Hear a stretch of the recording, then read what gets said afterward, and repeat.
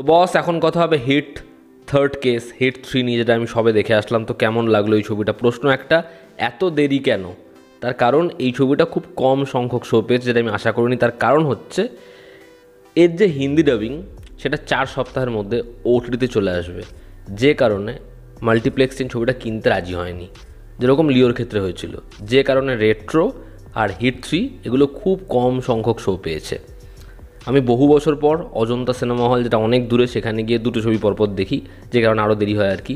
তো সেখানে অনেকের সাথে আলাপ হয়, কথা হয়, বেশ ভালো লাগে। আর আমি নিজেও অজন্তা হলে অনেক দিন পর গেলাম। তো কেমন লাগলো হিট 3? দুটো প্রশ্ন। এক, আপনি কি আগের পার্টগুলো দেখেছেন, হিট 1 এবং হিট 2? আপনি যদি হিট 1 এবং হিট 2 দেখে হিট 3 ভাবছেন ওরকমই একটা ইনভেস্টিগেটিং থ্রিলার হবে, তাহলে উত্তর হচ্ছে না, এটা ওরকমভাবে ট্রিট করা নয়। দুই, ট্রেলারে যা প্রমিস করেছে, রাগেড অ্যাকশন, ব্রুটালিটি, নানির একটা ভয়ঙ্কর পারফরমেন্স, আপনি কি সেটা আশা করছেন যে অ্যানিম্যাল কিল বা মার্কো ওরকম ধরনের জিনিসপত্র দেখতে পাবো? তাহলে বস, এই ছবিটা আপনার জন্য।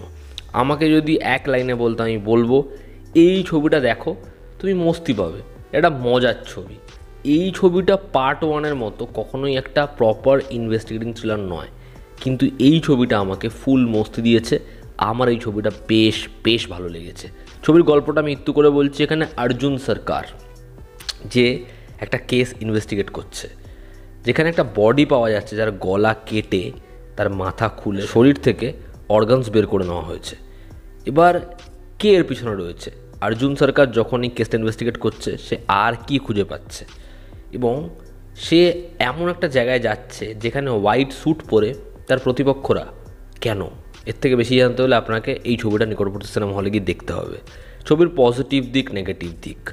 এই ছবিটাকে আমি বললাম, পরিচালক ডক্টর শৈলেশ কলানু, যে ভালো একজন পরিচালক, সে কিন্তু তার প্রিভিয়াস ছবিগুলোর মতো ট্রিট করেনি, এবং সে যেরকমভাবে ট্রিট করবে না, এখানে হিরোকে প্রেজেন্ট করা হবে, সেটা কিন্তু হিট সেকেন্ড কেসের যে এন্ড সিন, সেখানেই হিন্ট দিয়ে দেওয়া হয়েছিল যে এবার সে কতটা স্কেল আপ করবে, কীরকমভাবে প্রেজেন্ট করবে, এবং অলরেডি আমরা প্রমোতে সেই হিন্টটা পেয়েছি।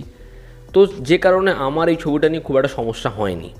তা বলে কি ছবির মধ্যে ফ্লস নেই? অবশ্যই আছে। ছবির মধ্যে প্রথম যেটা পজিটিভ দিক, সেটা হচ্ছে এই ছবিতে নানি হচ্ছে এই ছবির এক্স ফ্যাক্টর।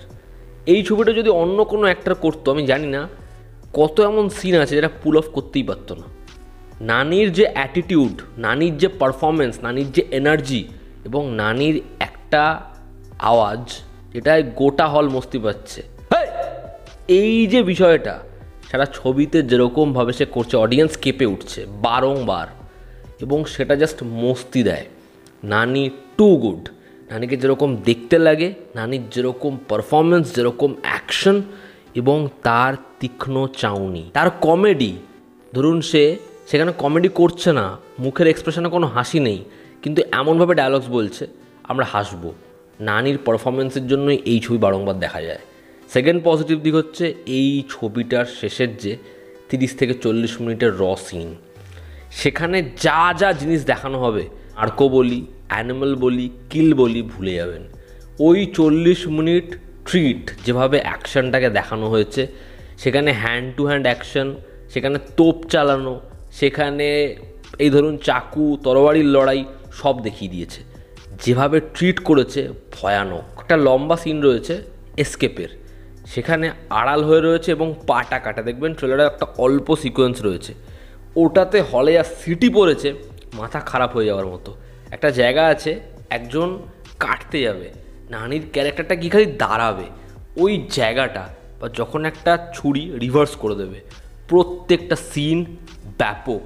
এবং ওই মদ গায়ে ছেটানোর যে দৃশ্যটা, গোটা হল গ্যালারিতে পরিণত হয়। নানির একটার পর একটা জ্যাকেট, শার্ট খোলা, প্রত্যেকটা জায়গায় ফাইট সিকোয়েন্সের মধ্যে চেঞ্জ আছে। আপনি যদি সেগুলো দেখা পছন্দ করেন, আপনি ব্যাপকভাবে মস্তি পেতে চলেছেন। ছবির যে মেকিং, সেটা ডেফিনেটলি ভালো। ছবির যে সিনেমাটিক অ্যাপ্রোচ, সেটা ভয়ঙ্কর। মানে এখানে ওয়ান টেক শট প্রচুর নেই, কিন্তু হ্যান্ডহেল্ড শট যেরকমভাবে ওই অ্যাকশনটাকে, ওই লোকেশনটাকে, ওই এসকেপটাকে দেখাচ্ছে, সেটা ব্যাপক। এই ছবির ফার্স্ট হাফের যে রাইটিংটা, ফার্স্ট হাফটা ছবির খুব টাইট, ঠিক আছে।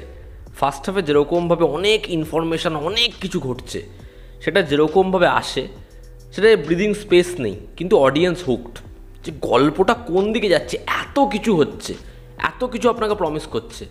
তো সেই জায়গাটা, সেই স্ক্রিন প্লেটা আপনাদের ভালো লাগবে। এবং ছবির ইন্টারমিশনের যে হাই পয়েন্টটা, ওটাতে আপনি মস্তি পাবেন। এর যে ব্যাকগ্রাউন্ড স্কোর সেটা খুব ভালো। তো overall hit the third case part 1 part 2-র মতো একটা প্রপার ইনভেস্টিগেটিং থ্রিলার ছবি নয়, ওই লাইনে এটা এগোয়ও নি, তবুও এটা একটা ভালো ছবি। নানির জন্য, অ্যাকশনের জন্য, রনেসের জন্য, এবং যেভাবে এই ছবিটা একটা কপ ইউনিভার্স, প্রপার কপ ইউনিভার্সের জায়গা ওপেন করে দেয়। আর এখানে কেমিউজ, সারপ্রাইজ, ক্রেডিট সিন সব আছে, তো আপনারা সেগুলোতে মস্তি পাবেন। এবার যদি নেগেটিভ দিক বলি, আগে আমাকে যদি জিজ্ঞাসা করা হয় এই 3টে পার্টের মধ্যে আমার সবথেকে বেশি পছন্দের কোনটা, নির্দ্বিধায় আমার 1 সেকেন্ড লাগবে না ভাবতে, সেটা হচ্ছে পার্ট 1। এই ছবির প্রথম যেটা নেগেটিভ দিক সেটা হচ্ছে এর সেকেন্ড হাফ, যেখান থেকে ইনভেস্টিগেশনটা পুরো গায়েব, জাস্ট গায়েব, আর ইনভেস্টিগেশনে কিচ্ছু নেই। সেখানে ছবিটা এরকমভাবে পরে সেকেন্ড হাফের প্রথম 30-40 মিনিট আমি ভাবছিলাম ছবিটা এরপরে সার্ভাইভ করতে পারবে, ছবিটা যা প্রমিস করলো সেটাই পৌঁছাতে পারবে।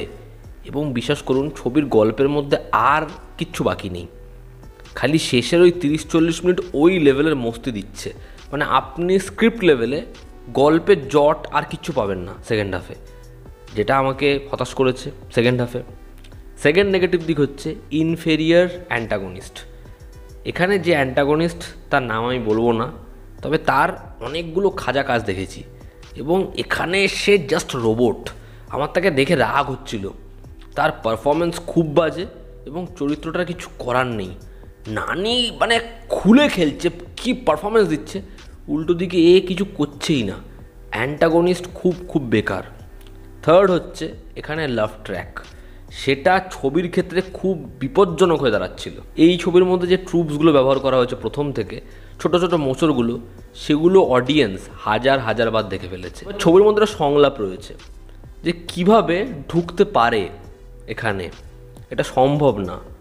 আমার প্রথম জিজ্ঞাসা ওই যে টাস্ক, ওটা অ্যাচিভ করা এবং তাহলে প্রবেশ করতে পারবে, এই যে বিষয়টা, এত বড় এদের সার্ভেলেন্স, এরকমভাবে এরা পর্যবেক্ষণ করে, তাও কিভাবে সম্ভব।